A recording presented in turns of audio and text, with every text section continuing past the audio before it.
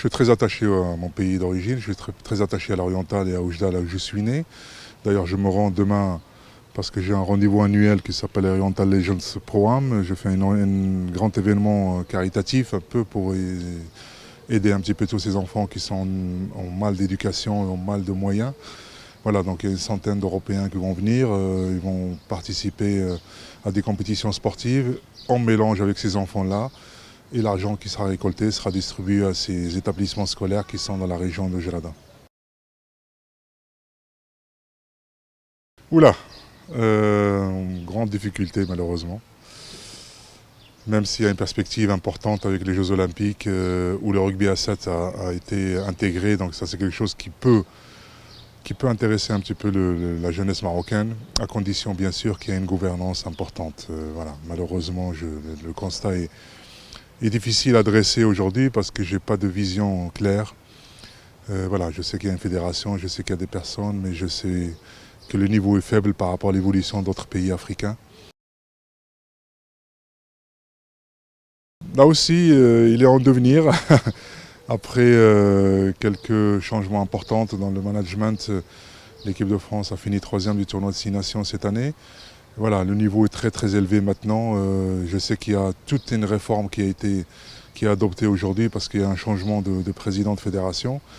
Il faut que l'équipe de France soit une priorité pour beaucoup. Elle n'y était pas parce que le championnat a pris le pas, le top 14 qui est devenu un championnat très important sur le plan mondial où il y a beaucoup de joueurs non sélectionnables, ça veut dire beaucoup de joueurs étrangers qui ont intégré ces équipes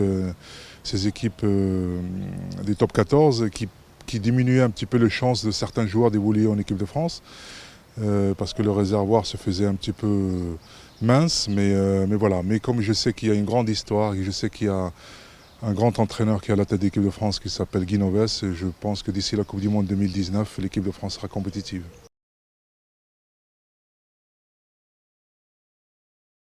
Non, l'idée n'était pas mauvaise. Elle a été faite d'une façon un peu précipitée, un peu mauvaise, je dirais, parce que toutes les composantes qui entourent un club n'ont pas été consultées. Les joueurs, les associations qui détiennent un petit peu la licence, un peu d'affiliation de ce qu'est le professionnel. Voilà. Mais derrière ça, je pense que le rugby français vit, le top 14 vit au-dessus de ses moyens. Il y a une telle inflation des salaires maintenant que beaucoup de clubs n'arrivent pas un petit peu à rentabiliser leur investissement. Et ces investisseurs qui sont arrivés, qui sont à la tête du Stade français, donc Thomas Savard et Laurent Zetti au Racing, voilà, même si leur passion est importante autour du rugby, ils perdent beaucoup d'argent et à un moment donné, il faut les trouver une solution économique pour essayer de continuer ensemble. Voilà. Donc c'est quelque chose qui a fait beaucoup parler, mais l'histoire n'est pas finie puisque le Stade français, son président, va partir d'ici un mois. Il n'y a toujours pas de repreneur. Donc ça sera cette histoire de fusion. Peut-être reviendra, voilà, tant qu'il n'y a pas cette solution de repreneur, l'histoire de ces deux clubs n'est pas finie puisque le modèle économique n'est pas encore établi.